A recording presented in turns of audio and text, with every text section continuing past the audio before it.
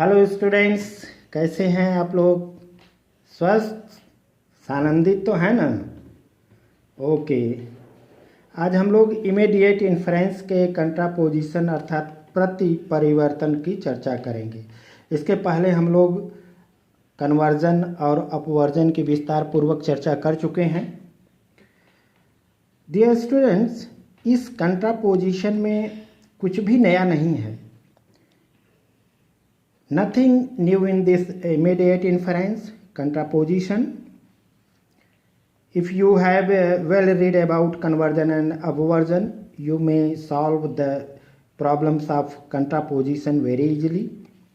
We can get contrapositive form from a proposition by first upverting it, next applying conversion, and then applying upversion again. कहने का अभिप्राय यह है कि इस कंट्रापोजिशन में हम अपवर्जन और कन्वर्जन से ही कंट्रापोजिटिव प्राप्त कर लेते हैं। कंट्रापोजिटिव प्राप्त करने के लिए पहले हम लोगों को जो प्रोपोजिशन दिया हुआ है उसका अपवर्जन करते हैं, फिर कन्वर्जन करते हैं और फिर अपवर्जन कर देते हैं और फिर हमको कंट्रापोजिटिव प्रोपोजिशन प्राप्त हो जाता है। आपके स्क्रीन पर एग्जाम्पल नंबर 1 दिया हुआ है, इसको थोड़ा ध्यान से देखिए। दिया हुआ है कि ऑल मेंबर्स आर वोटर्स। यह आप जानते हैं कि यह ए प्रोपोजिशन है। अब इसका सबसे पहले हम अपवर्जन करेंगे।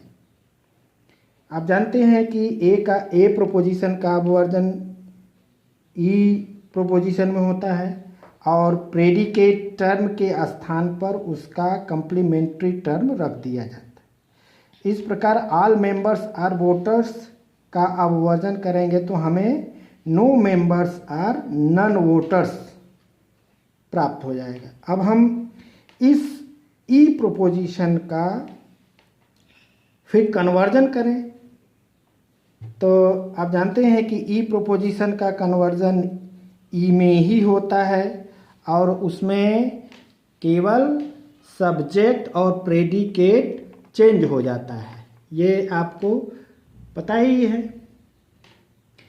इस प्रकार E no members are none voters का कन्वर्जन करने पर हमें क्या प्राप्त होगा? हमें प्राप्त होगा no non voters are members. आप स्क्रीन पर देख रहे हैं। अब हम पुनः इसका अपवर्जन करेंगे तो हमें क्या प्राप्त होगा? All none voters are none members. यही हमारा कंट्रापोजिटिव होगा।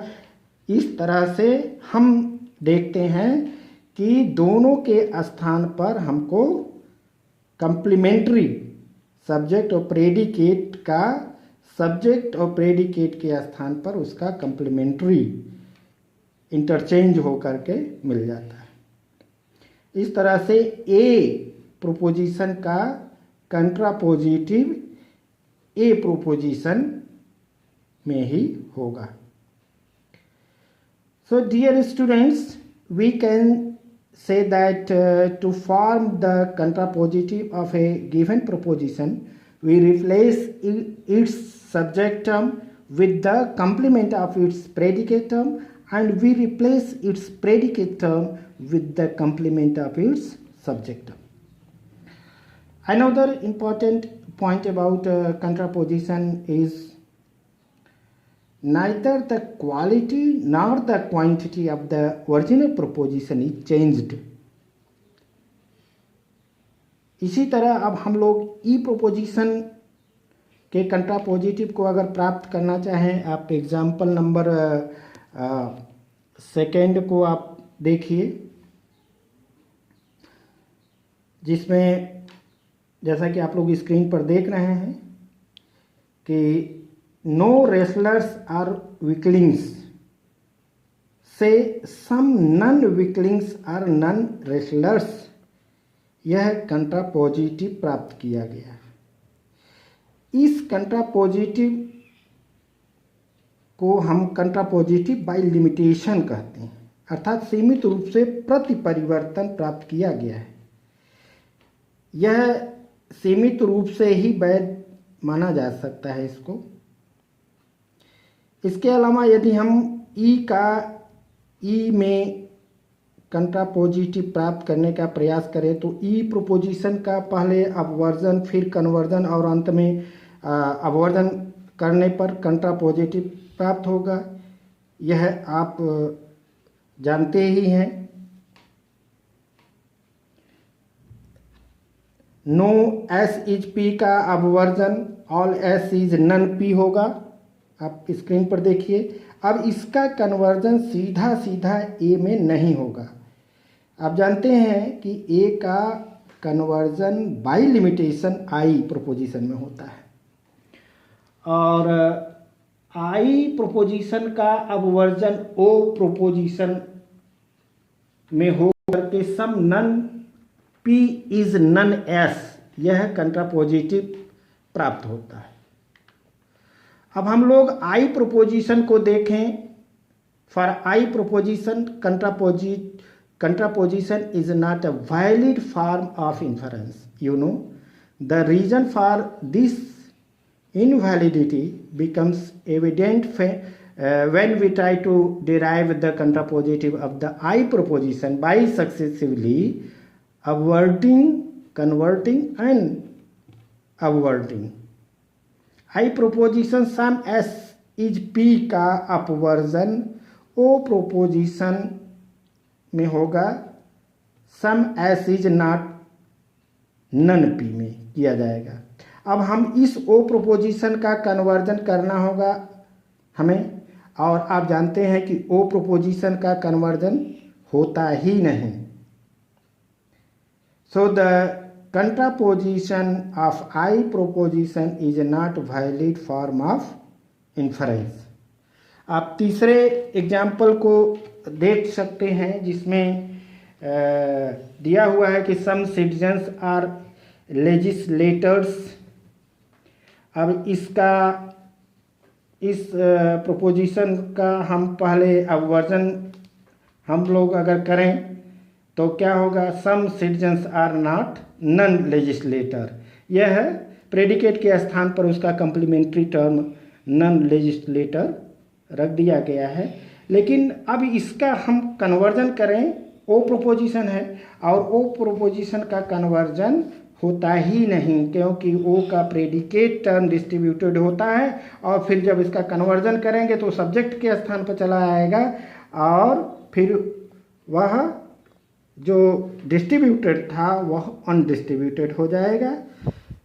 तो इस तरह से ओ आई प्रोपोजिशन का कंट्रापोजिटिव पॉसिबल नहीं है।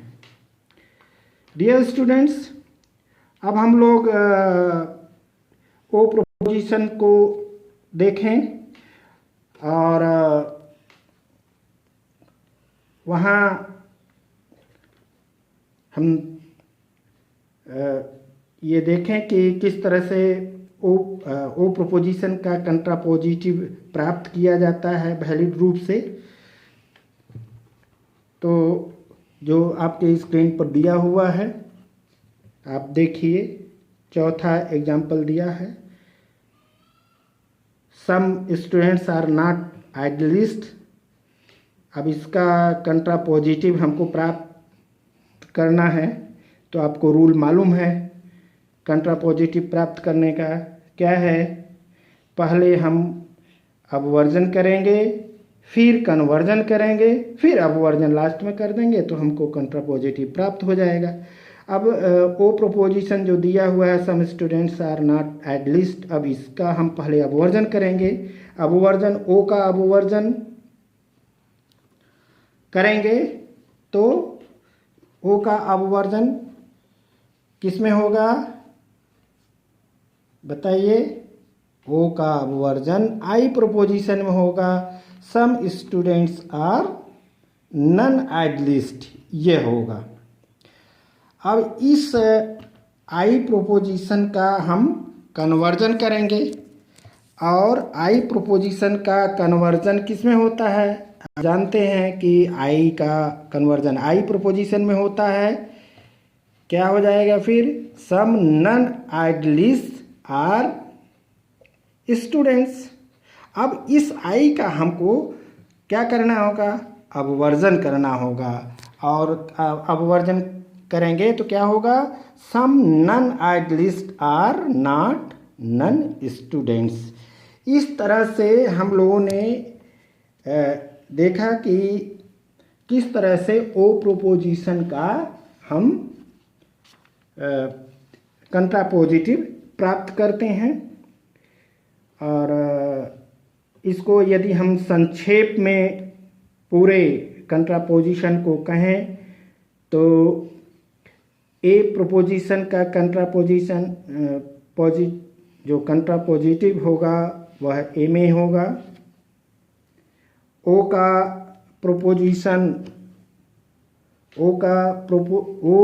प्रोपोजिशन का ओ में ही होगा और ये दोनों में वैलिड है। ई प्रोपोजिशन का कंट्रापोजिशन बाय लिमिटेशन होता है, ये आप लोगों ने देखा, सीमित रूप से होता है ई का। किंतु आई प्रोपोजिशन का कंट्रापोजिशन होता ही नहीं है। और इन चारों प्रोपोजिशन को कंट्रापोजिशन इमीडिएट इन्फरेंस कंट्रापोजिशन के लाइट में देखने के बाद अब हम लोग पूरी तरह से यह देख सकते हैं कि इमीडिएट इन्फरेंस में किस तरह से कन्वर्जन, अपवर्जन और कंट्रापोजिशन के रूप में हम कंक्लूजन एक आधार वाक्य से प्राप्त करते हैं। इस तरह से डियर स्टूडेंट्स, आज का लेक्चर यहीं तक, और तब तक आप घर पर रहें, सुरक्षित रहें और स्वस्थ रहें। Thank you very much.